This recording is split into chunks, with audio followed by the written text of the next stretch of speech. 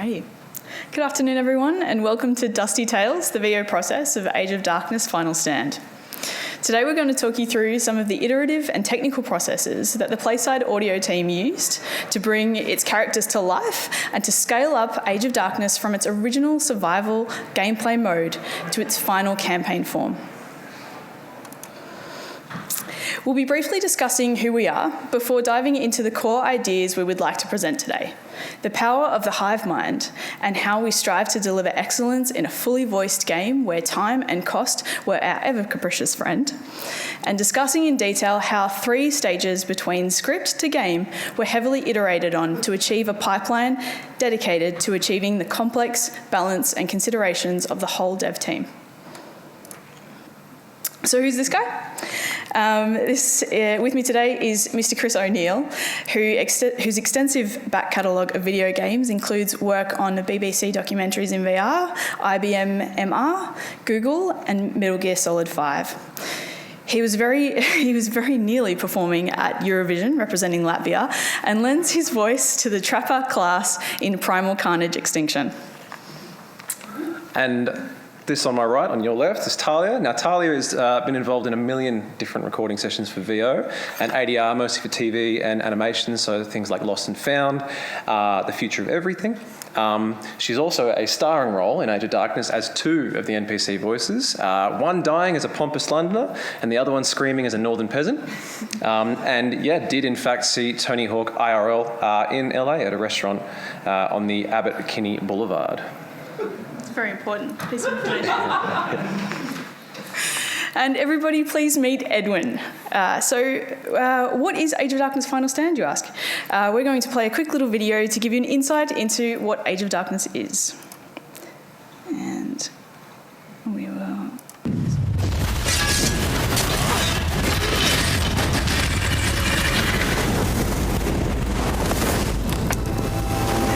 Long ago, in the Age of Darkness, the land of Erodar was ravaged by battles. We move with haste, for night draws near. I will not fail you! Our only enemy are the nightmares of the Veiled. We must cooperate.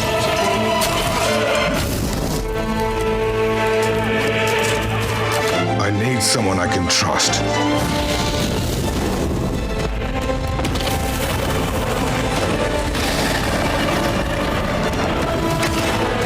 More nightmares are coming our way.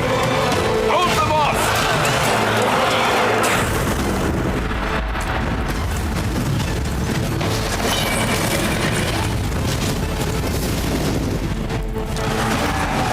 We're here to help you defend this town.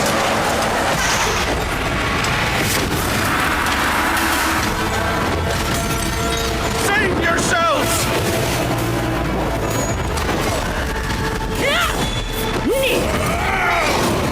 We will rise.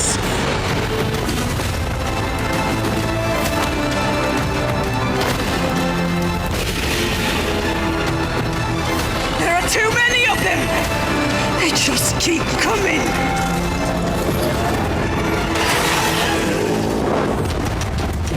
Age of Darkness, Flames of Retribution. Available now.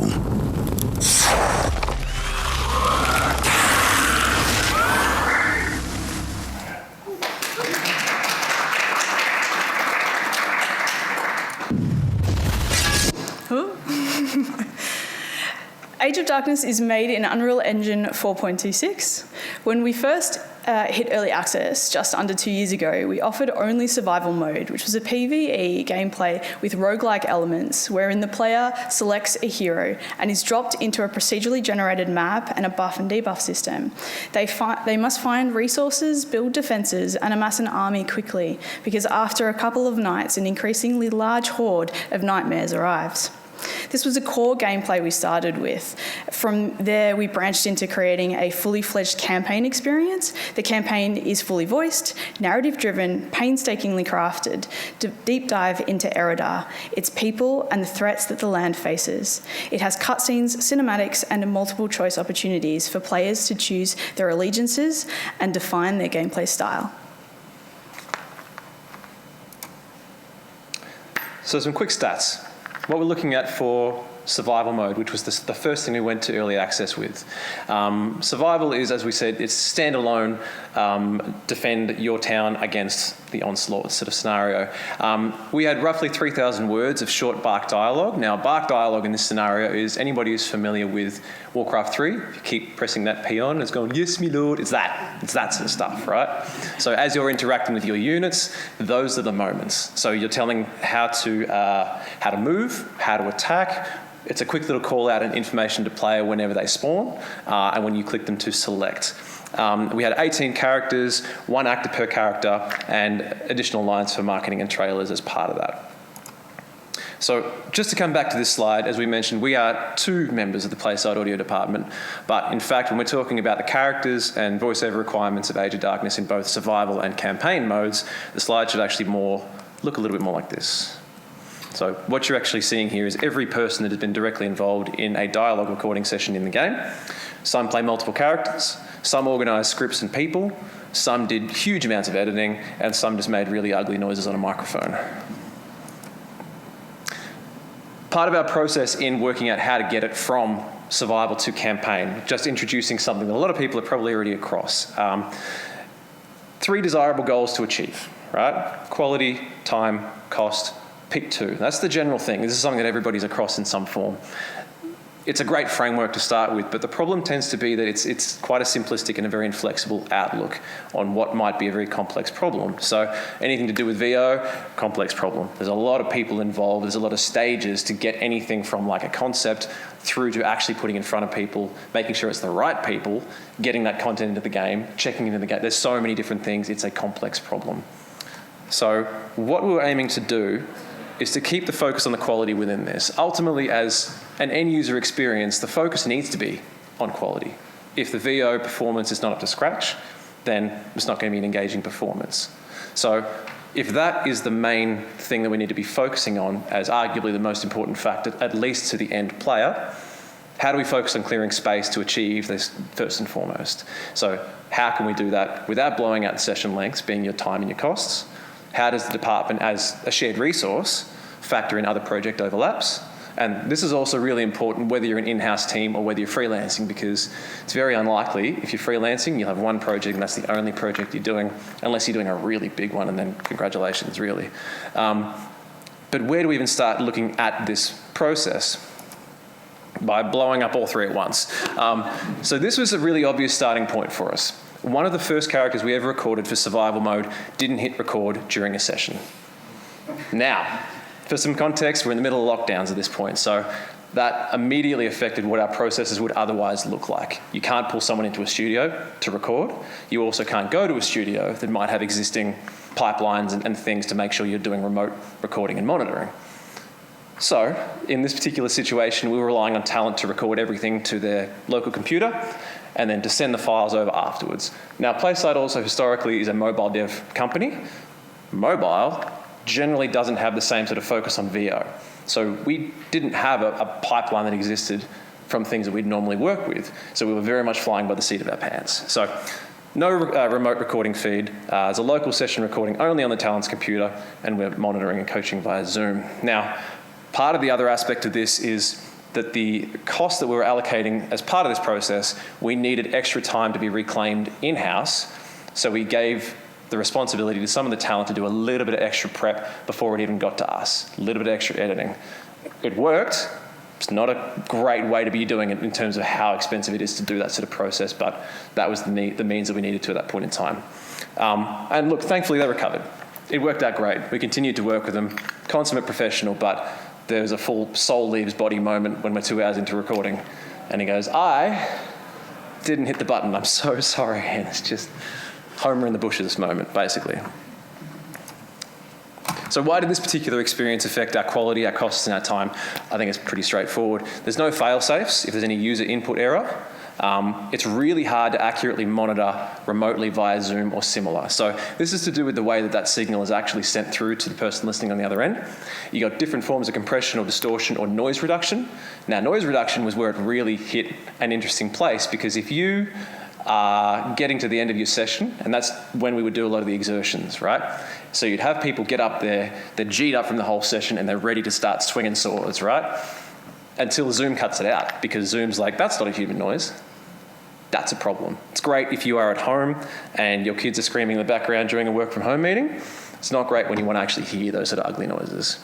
And then, the extra cost for any edit handover prep is part of this process.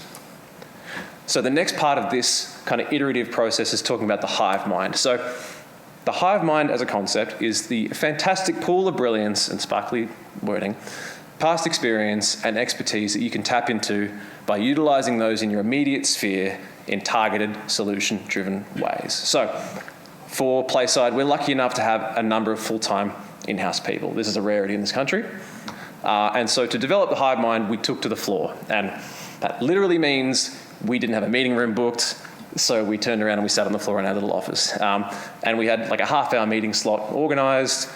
We're an hour and a half later, we're into lunch, producers going, what is going on? But we're making some serious progress. And the goal that we were needing to do, or to look for in that, was we were going to pull our best resource, being collective experience and talents for discovery.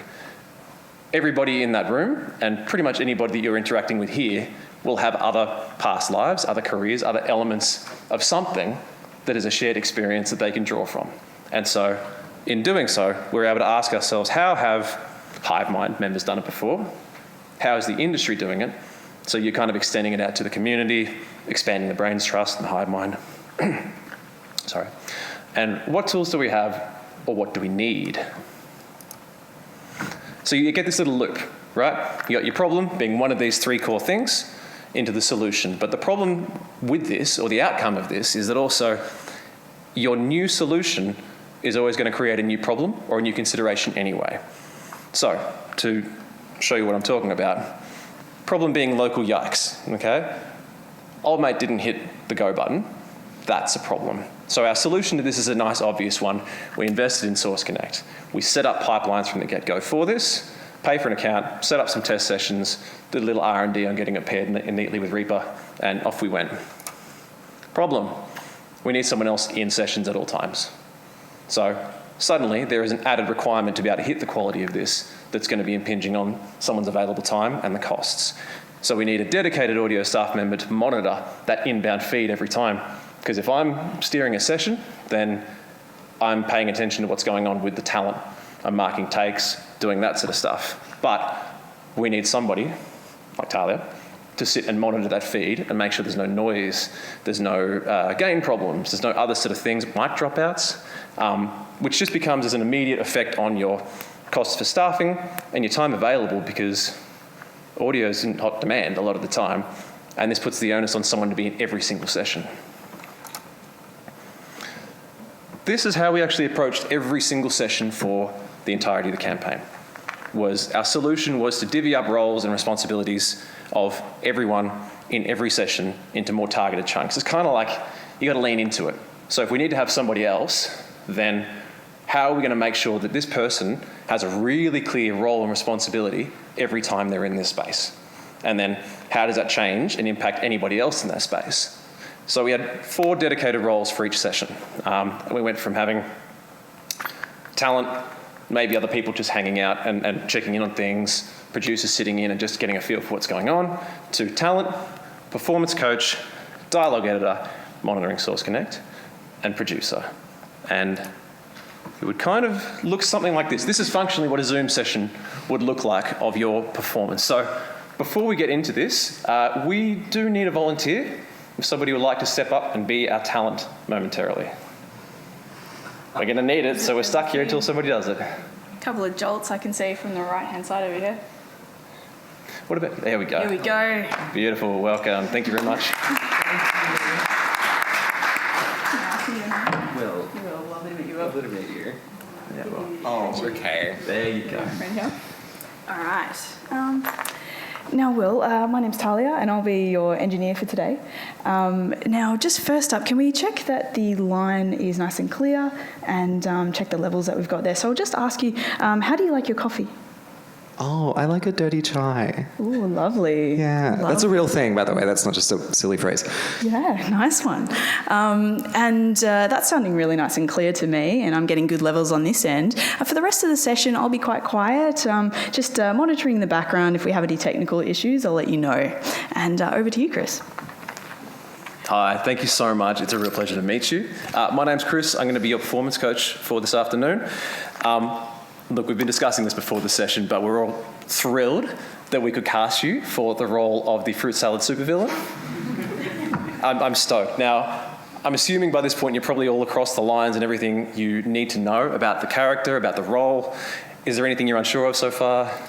No, nothing at all. Beautiful, good. So how we tend to run sessions is we're going to go top to bottom of the whole script. It's a fairly straightforward ramp up in intensity at this point, but we're going to start with the top to get things moving. Now, in this scenario, I'm going to get you to do 3 takes in a row, and the idea is we're going to go 1, 2, 3, pause, give some sort of feedback, do some correction, do some tweaks, and it's all batches of 3 each time. That's 3 is the golden number in this scenario.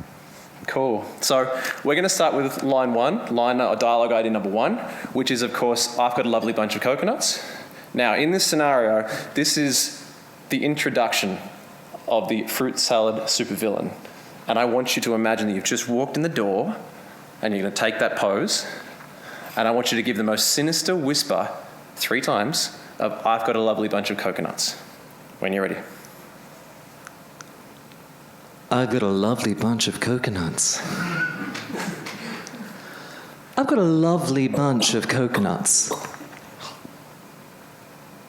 I've got a lovely bunch of coconuts. Now, I'm so sorry to interject there, but we've just had some noise coming through in the background of that take. We'll just, I'm not sure what it might be, do you mind if we just grab that one more time for safety, if that's okay? Of course. Actually, look, if you could, I would love, this is brilliant, and this is channeling exactly what we need in this character, but I would love to make sure that we have one just for safety. We haven't quite established whether or not it's going to be stunned to silence in the background, or whether or not there's chaos, like you just busted into that bank vault. So I really want to make sure that we're projecting this is you as a triumphant moment stepping through that bank vault. Do we do it 3 times? 3 times, please, yeah. Great. I've got a lovely bunch of coconuts. I've got a lovely bunch of coconuts. I've got a lovely bunch of coconuts. Amazing. I think that's all we've got time for. Let's move on to the next line. So, ladies and gentlemen, that's Zach, our producer, over here. And that is, thank you so much, mate. Appreciate it. That's the general sort of flow of obviously how every session goes.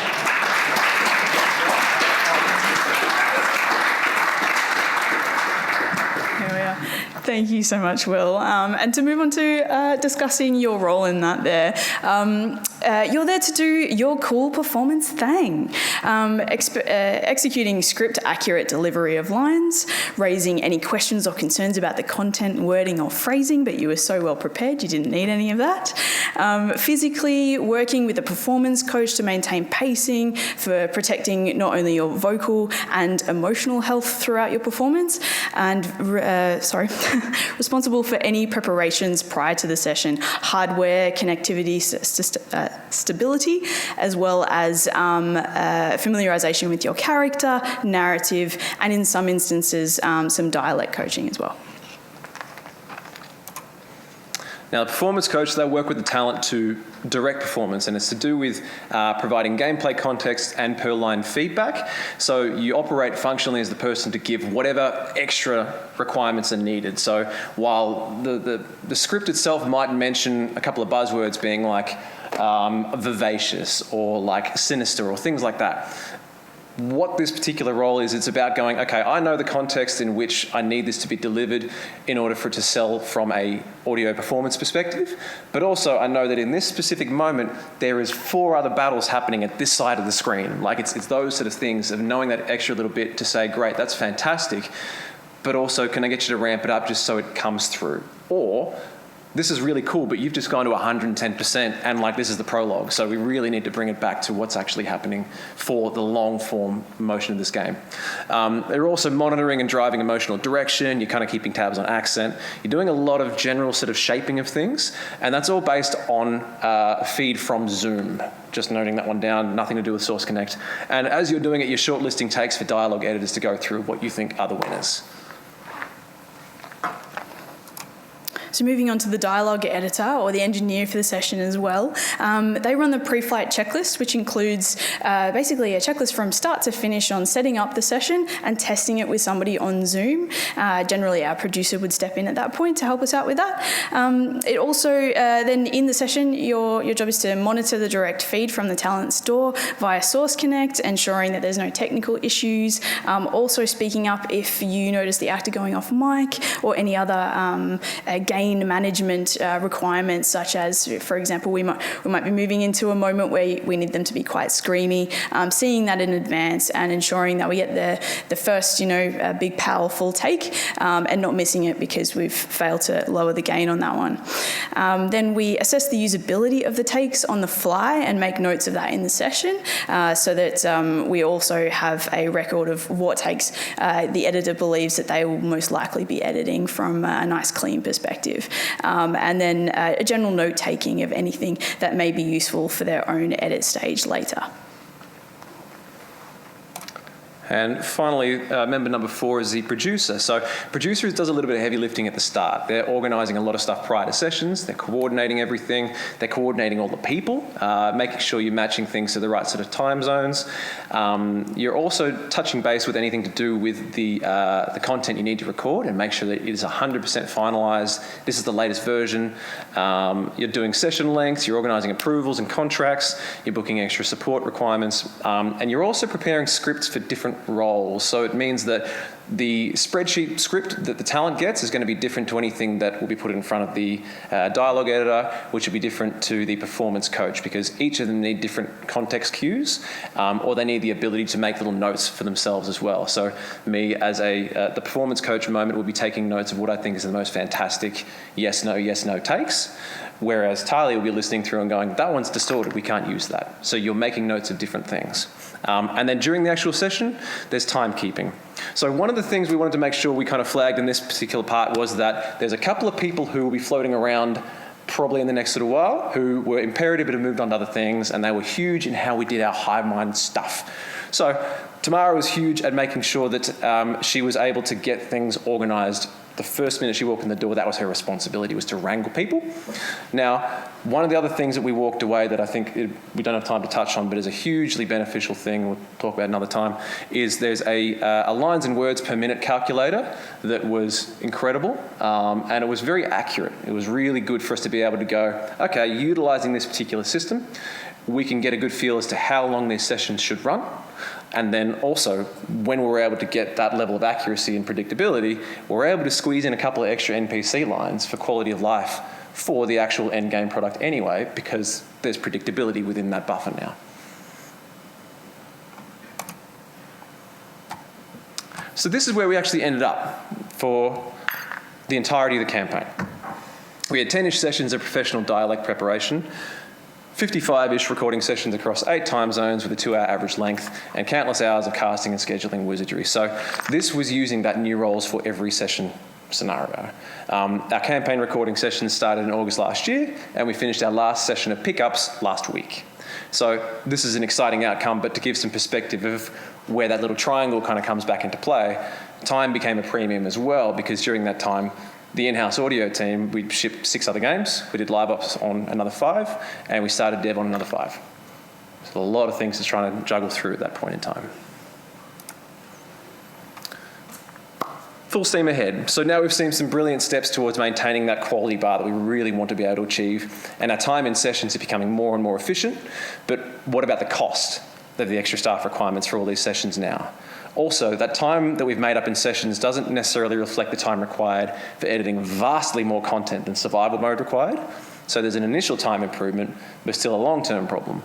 So then we come back to that hive mind loop, right? How can we approach the adjustments to these particular factors? Where else along the pipeline can we refine our processes? So it becomes time to edit, and we now wanted to get a really good idea of what kind of, how much content we really had, look at the cold hard facts and the numbers. So our part of early processes, we really wanted to get a good idea of the time investment it was taking us to edit these downs for two reasons. One, we had an inkling that maybe we didn't have enough time, as much time as we would like, and also how could we up our game and establish a new standard of quality for ourselves within our team. So thanks, Vizzy. We'll get a few more stats here. So we're looking at 15,000 words of conversational dialogue across 1,300 lines in-game, and then we would do multiple versions of those lines. So we would have potentially from 3 to 7 to edit per line, and that's across 50 characters, including our survival voice actors, 13 new voice actors, and a bunch of our own PlaySide staff heading out to the park to do the chants. We timed an edit that was available to us and analysed what that looked like. We then approached the hive mind and asked ourselves, what are the parts of the dialogue workflow with the lowest value add? Where were we spending the most amount of time and not necessarily seeing a quality improvement? How is the industry handling this workflow? How are other industries handling this workflow? You know, back to that hive mind mentality that we had a lot of previous experience that we could draw from across our studio and then the wider community. And then how can our tools help us, and what can they actually do for us? So what the hive mind came up with is one of the areas that we could trim time and cost.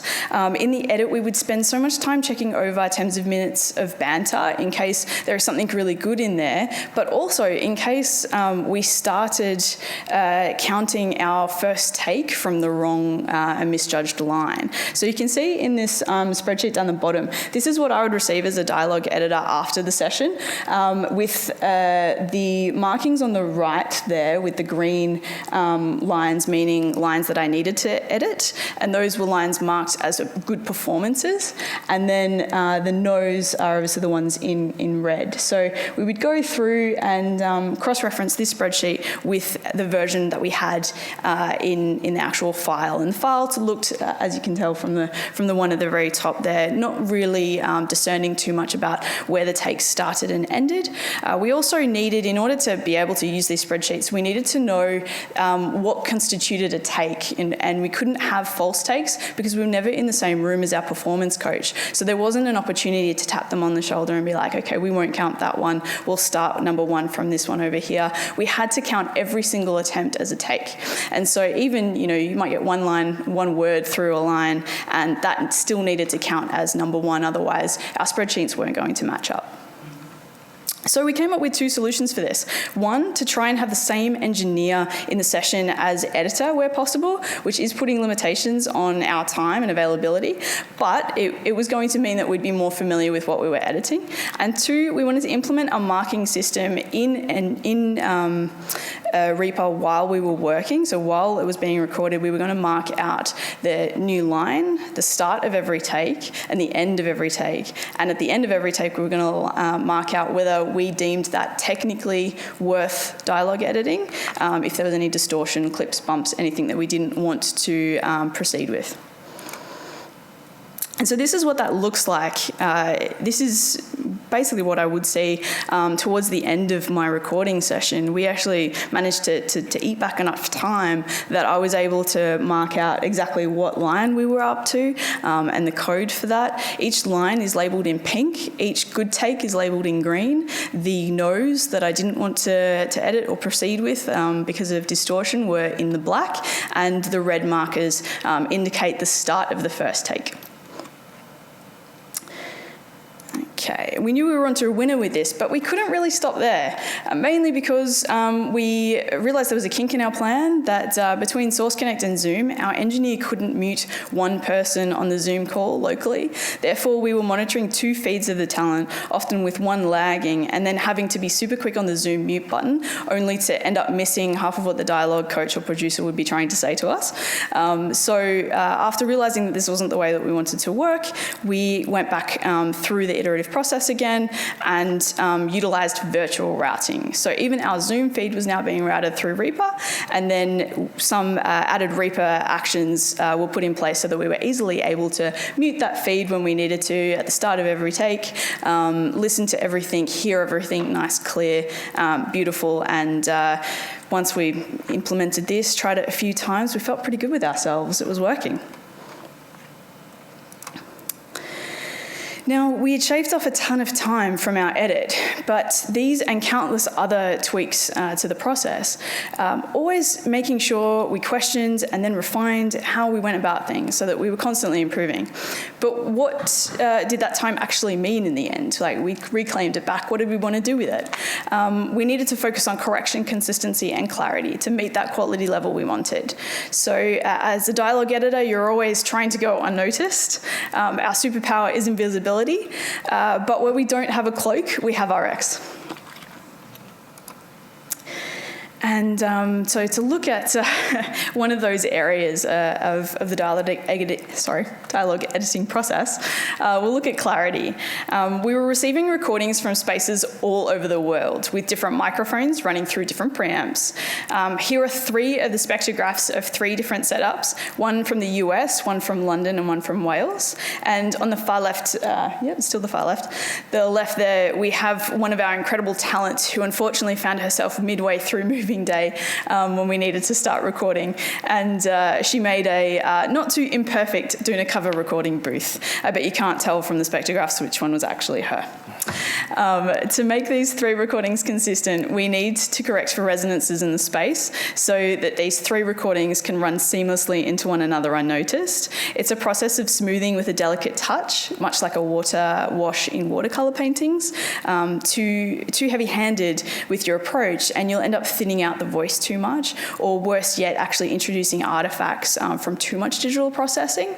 And so just to look at the spectrographs there, you'll see that a couple of resonances in each one are problematic and coming through, but at completely different areas. And one in particular, and the one closest to me here, is right through where dialogue is going to be sitting, and we really don't want that. That's going to start competing, and it also means if we're starting to clean that out, we're starting to really thin out that dialogue, and we really don't want that. So we'll move on to correction. Another factor of our technical dialogue editing process is to correct imperfections or anything that can draw the listener's ear away from a somatic listening experience. So just some things we can correct for in the edit above: pronunciations, mouth clicks, pops, and plosives, as well as sibilances. And to delve into sibilances a little bit deeper, they can be much more pronounced depending on which microphones are in use and which preamps are handling that signal, as well as pairing of a particular person's voice hitting the microphone at exactly the most unsavory way and singing out. And these words that are potent with S's, T's, and Ch sounds often need a little more attention. One particularly popular term in the Age of Darkness script is dark crystal essence. And you can see there that we say words with S 302 times in the whole script. Much of that is on one character who we'll hear in a moment. It's an example of a line with some particularly bitey sibilances on a character who uses an almost serpent-like quality to their more smarmy lines, in addition to having a previously established very bright, reverbed treatment in-game. So I'll just play that video for us. It worked.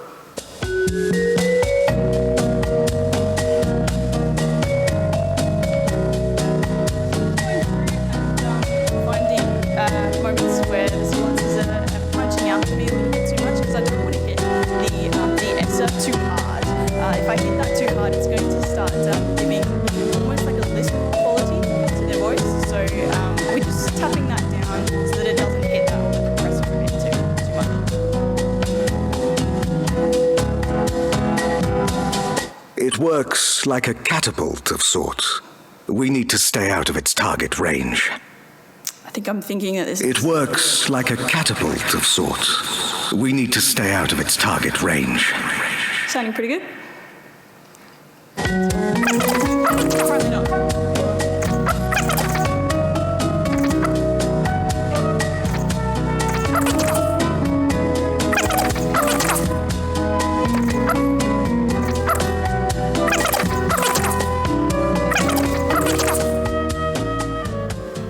It works like a catapult of sorts. We need to stay out of its target range. So we bought back some time to be able to be so particular about our lines and go in nice and slowly and do this nice and carefully. So now I've got the perfect line. What next, Mr. Chris? Well, we move on to the beginnings of the implementation stage. So this, as you see right up here, this is functionally what the script looks like in-game, the dialogue script overall. The whole campaign narrative is within a spreadsheet, and this is part of ease of prototyping for our design and for our narrative teams as well. So the game design department was going ham using Replica. Now Replica is an AI text-to-speech solution, and they're based in Brisbane. So using that to plot out placeholder voiceover using segments of scripts that were in development. Now, the whole campaign script is set up in a spreadsheet, really cool little thing that they developed as part of this. So engineering was able to set up Google Sheets directly to Replica's web API. So it meant that you could tick or untick a box on Google Sheets and it would fire off the latest version of a line's text content to Replica, export a new audio file with the correct AI voice pack per character, and then replace it in its destination file in the engine, which is sick. But doesn't necessarily apply to us when we have final files that we've rendered from DAW. So it requires a little bit more quality control and manual handling steps in the pipeline. It also meant that, as a result of this, we weren't really going to be able to build off much of the existing survival bark system. So, reminder that bark system is reactionary and unit focused, where we need a conversational flow. So this is generally how the barks function overall. So we're talking about game events that are fired from C++ during gameplay only. All the event handling and sound cue refs are set up in relative units audio constants. Bark WAVs are connected to random nodes, as you can see up there inside the selected sound cue. And each of them will have a different sort of weighting based on just how annoying it is to hear something over and over and over again. So if there's something that's a particularly long, verbose but really great character-giving line, you put that as a very small portion. All of these have untimed durations, and they're often triggered as a reaction to player input, as we mentioned before. It's one-way dialogue, so it functions more like one-shot sound effects in a conversation. And then, obviously it's routed through to the output where we'll handle anything to do with volume and concurrency, mix of classes, effects, stuff like that. Comparatively, this is a very small picture, and I'll show it to you in big mode in a second. This is the campaign dialogue. So dialogue events are fired from C++ during gameplay and cutscenes. So it's handled entirely within one data table. Sound cues are not used at all. Turns out you can't auto-generate and auto-populate sound cues with the files that you need, so it would have blown out all the iteration and speed from manual handling processes for that. Playback durations are fixed for dialogue flow. So it means that it's really, really important because each one will have a text box that pops up, and you need that to match the duration of that text box time. And the whole thing is highly sequential. There's no randomness at all. So this is what the data table looks like. So on this left-hand side, you can see all the individual IDs and the file names. You can see the character that it's assigned to, which will also then inform what portrait pops up on the text box.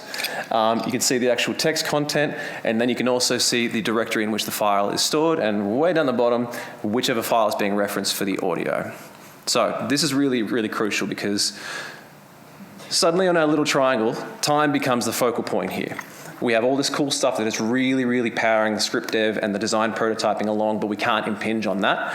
And we don't have the capability to be able to try and deep untangle things as part of that process as well. So we need all prototype dialogue lines to be replaced by their real final versions, word for word, name for name, and all relevant data table references as well. We need all WAV durations updated for accuracy so that the text box durations and conversations still flow naturally. And then beyond that, we need to make sure that every file has been successfully rendered from Reaper after that take selection stage. So did they have the appropriate lengths of silence at the start and the tail? Were they within loudness spec as well? And you can see that there's suddenly doing implementation by a lot of manual handling was going to be a really big risk to time and costs. So jumping over to this gentleman here, the last little shout out for the day. So last year, David actually gave a really good googly eye filled talk on the Python tooling he developed. And this is exactly the moment where it actually came into play. So this sort of stuff came through to help us kind of avoid slogging through manual handling. And in mentioning about the hive mind earlier on, it's also to do with leaning into strengths and past experiences of people around you. David was originally hired as an audio designer, but it was a background in audio programming that was really the ability to shine through in those conversations. So this is where we start to get into some of the cool stuff. If you haven't heard all about the Reaper hype train, I promise you that there's reasons why it gets so much love. It's incredibly versatile and customizable around Lua scripting, both during DAW and session usage, and also in terms of inbound and outbound information pipelines. So as you can see up the top left-hand corner here, this is what you see when you spit out a file at the end. And there's a couple of little stats in there. You can see the file name, you can see the peaks, you can see the loudness measurements. If you actually click stats and charts underneath it, it'll take you to a detailed HTML version with glorious graphs. But from either of these things, you can scrape all the information, save it as a CSV file, and shoot it off to Google Sheets so that it looks something like this. So here you can actually see that it's grabbed all the original file names we exported for managing take selections. It's checking its loudness is at negative 18 LUFS, and it's highlighted when it's not. Beyond that, it's also checked for appropriate silence durations at the start and the end, and done a text-to-speech converter. It's had a really solid crack at working out what the text content is too. This is the text-to-speech dealing with the line, never get used to that smell, but with an accent, just over that bottom right corner. And then you can also see all the information about if an export is dodgy in one go, and request a team member to fix it even before it's in the game. Coming back to the data table. This is where we need to end up. Once the files are past our initial checks on the campaign dialog remapping sheet, next steps are to get everything neatly back in there, and remembering that the names we exported with or added to the CSV are not the same names as we had here. A little bit of a disparity in naming information that the audio department needed for our sanity versus how design was able to prototype rapidly. So this is where we needed to end up. And the next steps were all about getting everything batch renamed to suit. So you can see up here, we're powering along, guys, sorry. But you can see up here, we're looking at this left-hand column where it says original. These are the files we exported as. These are the before stages. They're the target files that are going to be changed. And the dialog ID is straight out of that data table. So this is what you need them to be after the fact. From there, all the files are added to the engine in their same original directories as their AI placeholder files. And that forces the engine to re-import and re-reference everything as well. So it's basically just like dump everything in this one little folder, override all the AI stuff, re-reference everything, off we go. And then durations are updated for each of these assets to reflect the final durations because real actors talk differently to their AI counterparts. So there's one more actual bonus one that's a pretty cool thing that it's a work in progress thing, but the idea is also that Replica, the AI versions will export things at 22 kilohertz. So if there's anything that is left over that has not been overwritten by its real-life counterpart, it's a dead file. So you can sweep the whole file directory, find anything that's been rendered out at 22 kilohertz, and they're dead files that you can remove to clear out. So what happened next? So the morning of take selection, by Friday we had, by the afternoon, we had batch exported takes from Reaper. We'd renamed all our files, checked for dodgy file exports, updated durations, replaced all our AI prototype files, their refs in one go, and then test-fired playback in the game. And so by the end of the day, we were able to, all of us, witness, for the first time, characters talk to each other. Now, this was really important because when we're working in this batch process way, when you're normally editing a film or something, you get to play through it 1,000,001 times, you get to hear it a lot, you get to iterate on it. This was one of those instances where you had to just hope and pray that it worked, put it all together, and then hear it all in one go at the end. So we were all sort of experiencing it for the first time, which was fantastic. Unfortunately, there's a few aspects of this pipeline that we didn't get to touch on in too much detail today, and those are casting. A big shout out to Kevin Powell for his assistance on this. Also, table reads and getting real actors' voices in as soon as possible. This was crucial for many reasons, but also to allow and unblock our design team to be able to iterate on their process as well. We didn't talk about in-engine effects, take selection, which was vitally important for getting a consistency through and a conversational type dialogue for many of our more scripted sections, as well as session planning for the physical and emotional care. So we'd just like to show you the fruits of our labours. Just a reminder that none of these actors were ever had a chance to talk to each other, let alone record any of them at the same time in conversational fashion. They were recorded almost entirely remotely across a multitude of recording spaces. Nadia Oraya, may your accursed Elosan blood be scourged in the light of the flame. Enough, Hector! I won't let you hurt her! Stop this! You forget yourselves! And you forget your oath, brother. All of you, repeat your oaths. Not for my glory! For the light! Not for my brother! For the light! Not for my love! For the light! Edwin, speak your oath. Please! Edwin! She's innocent! For the light. Good. Light the pyre.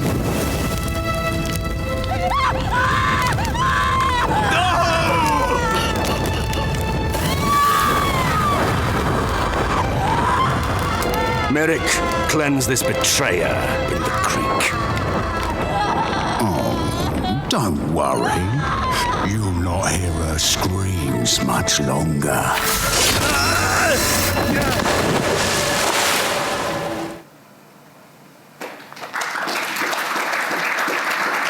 Nadia. And that brings us to the end. We can both be reached on our socials. Feel free to hit us up if there's any thoughts or questions. Otherwise, if there's any time right now, we can take a couple. Thanks so much for having us, and enjoy the rest of your games week.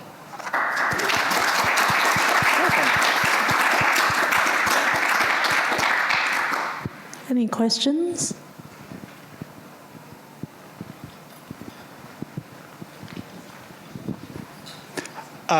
Now that we're outside of lockdown, do you still do all the voice acting remotely, or have you updated that process? It's still a lot of the same characters. So it depends on where they're based. First and foremost, we'll get a casting call out. We've used Kevin Powell and a variety of other ways to get the call out, and whoever is the right voice is going to work for what we need. We'll kind of work to whatever that is. So more of our local talent that we've had to record for a couple of the main characters, we absolutely get them in locally where possible. But lockdown's a funny one because a lot of the VO community kind of reacted with, oh God, and they bought all their own home setups. They made them pretty solid as a result. The ones who've just been able to kick on and keep going, they've got good setups and they're happy to continue using it. So, but the guts of it is making sure that you're getting whoever is the right person for that particular role will play to whatever pipeline is required for that.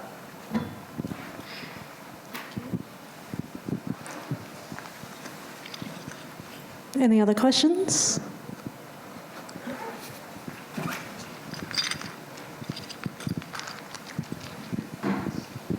Thanks. For the batch exporting, this may be more David's realm, but is that based on the tags that you placed or markers you placed in the recording session, or is that past that and in the editing session? Was it in one file? I just didn't see how that connected. Yeah, for sure. So batch exporting out of Reaper, we use the region render matrix, so that allows us to export large amounts in one go. What we started off by doing is just utilising those markers as start and end markers, or just making sure that our clips were all trimmed to the right lengths, and then setting up the regions from there. But actually, one of our amazing team members, Zach, actually developed a Lua script to be able to batch rename everything based on the clip, based on certain parameters that he'd set up. So he was actually able to get all of his files out of a session pretty much at the end of the recording session, cut to the start and end labels and labelled. So yeah, it was fantastic. In terms of getting it batch into Unreal, that was the data sheet, as you saw there, is making sure it was all saved to the same spot that would replace the replica files.